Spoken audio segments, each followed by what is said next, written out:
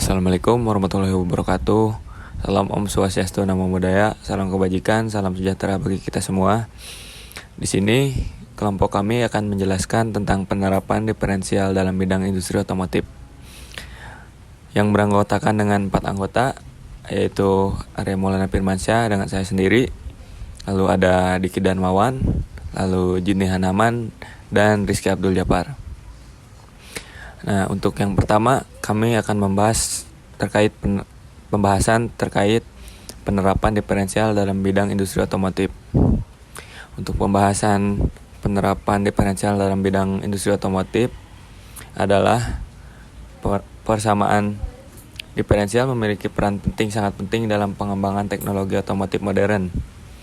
Hampir seluruh komponen kendaraan mulai dari mesin, suspensi, sistem pengereman, aerodinamika, hingga sistem elektronik memiliki karakteristik dinamis yang hanya dapat dianalisis menggunakan pendekatan matematika diferensial. Nah, konsep matematis yang mendasari sistem otomotif antara lain. Assalamualaikum warahmatullahi wabarakatuh. Perkenalkan, nama saya Diki Darmawan dari kelas TI 25J. Di sini saya akan menjelaskan tentang persamaan diferensial orde 1 dan 2 pada sistem mekanik pada sistem otomotif. Dua jenis persamaan diferensial paling sering muncul adalah 1. ODE. Orde pertama digunakan untuk A. Perubahan arus listrik pada motor BLDC. B. Perubahan kecepatan putar motor listrik. C. Pengaturan stroller dan injeksi bahan bakar.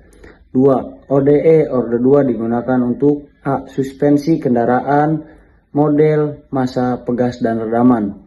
B. Getaran mesin dan body roll atau pitch kendaraan. C. Vibrasi dan ban sistem drivetrain. B. Persamaan diferensial parsial atau juga disebut PDE pada aerodinamika. 1. Aerodinamika kendaraan melibatkan persamaan Navier-Stokes. PDE ini diselesaikan menggunakan metode CFD atau Finance Volume Method FVM. Pada penelitian lokal, CFD digunakan untuk menganalisis yaitu A.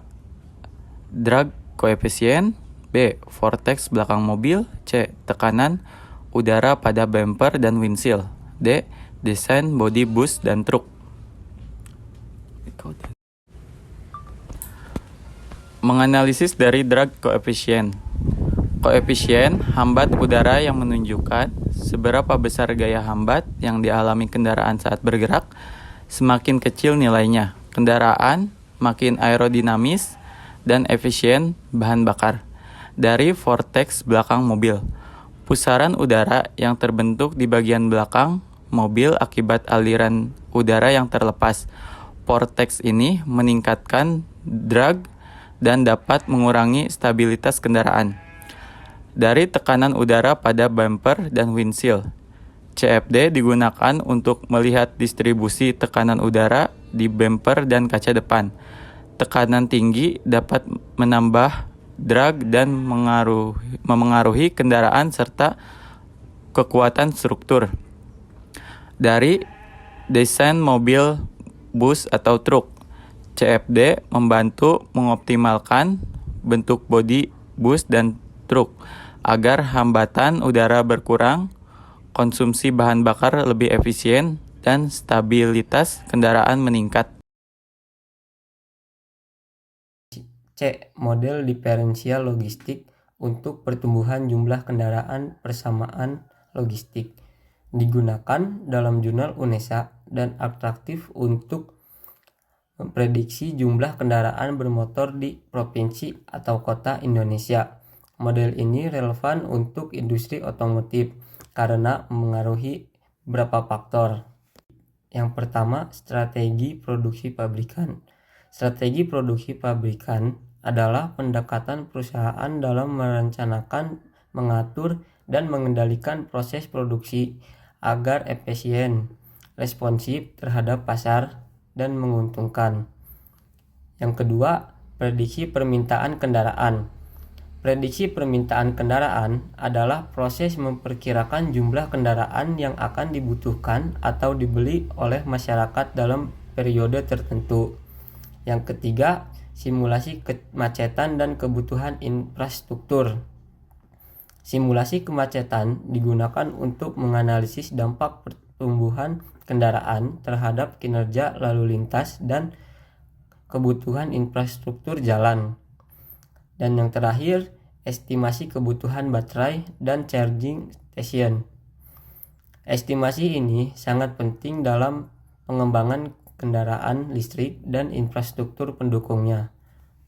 Nah, di sini ada 3 contoh soal yang akan kami jelaskan terkait penerapan diferensial dalam bidang industri otomotif. Untuk yang pertama, tentukan percepatan sebagai fungsi waktu. Kedua, hitung percepatan mobil pada T sama dengan 3 detik. Yang ketiga, ada hitung jarak tempuh mobil dari T sama dengan 0 sampai T sama dengan 3 detik. Jawab. 1. Mencari percepatan dari turunan kecepatan. Percepatan adalah turunan pertama dari kecepatan. Adapun caranya yaitu A kurung buka T sama dengan dV per dt. Diketahui V kurung buka T sama dengan 4T per 2 ditambah 2T ditambah 5. Turunkan terhadap T. A kurung buka T kurung tutup sama dengan D per dt kurung buka P T per 2 kurung tutup ditambah D per dt kurung buka 2T kurung tutup ditambah D per dt kurung buka 5 kurung tutup. A per T kurung tutup sama dengan 8T plus 2 plus 0. Jadi fungsi percepatannya adalah A kurung buka T kurung tutup sama dengan 8T plus 2. Menghitung percepatan pada T sama dengan 3 detik. Gunakan rumus percepatan.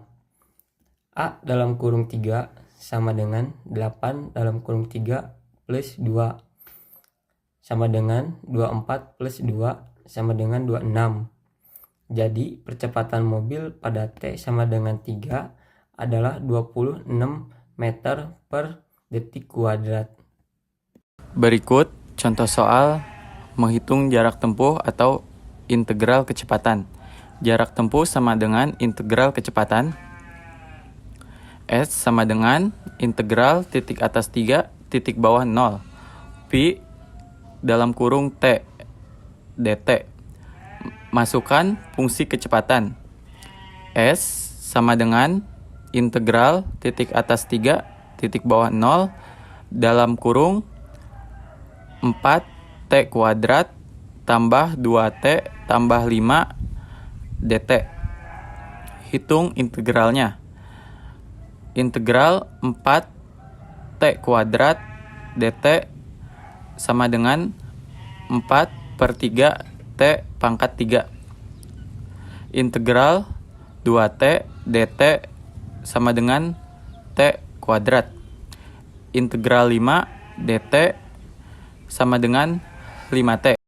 Gabungkan S sama dengan 4 per 3 T pangkat 3 tambah T kuadrat ditambah 5T titik atas 3 titik bawah 0. Substitusikan T sama dengan 3.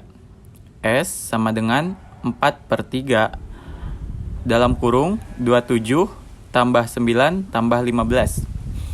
S sama dengan 36 tambah 9 tambah 15 sama dengan 60. Jadi jarak tempuh dari T sama dengan 0 sampai T sama dengan 3 per detik.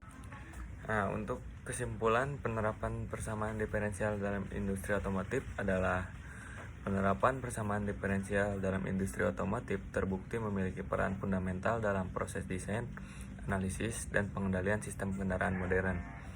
Berbagai komponen otomotif termasuk sistem suspensi, cruise control, dan sistem pengereman, dinamika kendaraan hingga motor listrik dapat dimodelkan secara akurat menggunakan persamaan diferensial orde 1 maupun orde 2. Melalui model matematis ini, insinyur mampu memprediksi respons sistem, menilai stabilitas, mengoptimalkan parameter mekanis, dan merancang algoritma kontrol yang lebih efisien dan aman.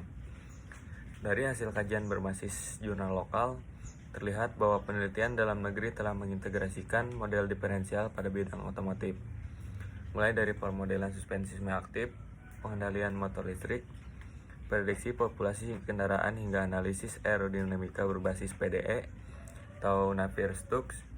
Hal ini menunjukkan bahwa kemampuan analisis berbasis diferensial telah menjadi pendekatan ilmiah yang relevan dan terus berkembang dalam mendukung industri otomotif nasional. Melalui 3 contoh soal yang dianalisis, dapat disimpulkan bahwa 1. Cruise control berbasis kontrol P dan PI menunjukkan perbedaan fundamental dalam kinerja sistem. Pengendali P mampu mempercepat respon, tetapi masih menyisakan steady state error. Sedangkan penambahan aksi integral atau PI secara teoritis menghilangkan error terhadap referensi langkah. Analisis matematis melalui ODE, OD1 membuktikan bahwa pengendali PI memiliki keunggulan signifikan untuk menjaga kecepatan kendaraan tetap stabil sesuai nilai referensi. Ada juga desain pengendali PD pada sistem suspensi aktif berbasis pemilihan pole placement, memperlihatkan bagaimana parameter stiffness dan damping efektif dapat diatur melalui penyesuaian dan penyetaraan model suspensi dengan bentuk standar. Sistem Orde 2 menghasilkan rancangan kontrol yang memenuhi nilai natural frekuensi dan damping rasio yang diinginkan. Hasilnya menunjukkan bahwa teknik diferensial sangat penting dalam meningkatkan kenyamanan stabilitas berkendara. Secara keseluruhan, diferensial bukan hanya alat matematis, tetapi merupakan kerangka analisis yang memungkinkan industri otomotif merancang sistem dengan akurasi tinggi, efisiensi energi lebih baik, serta keamanan dan kenyamanan yang meningkat. Integrasi diferensial dalam otomasi dan kontrol kendaraan menjadi fondasi utama dalam pengembangan teknologi otomotif modern seperti EV, sistem ADAS, dan kendaraan otonom. Dengan demikian, diferensial akan terus menjadi perangkat analisis yang vital dalam inovasi dan rekayasa kendaraan masa depan.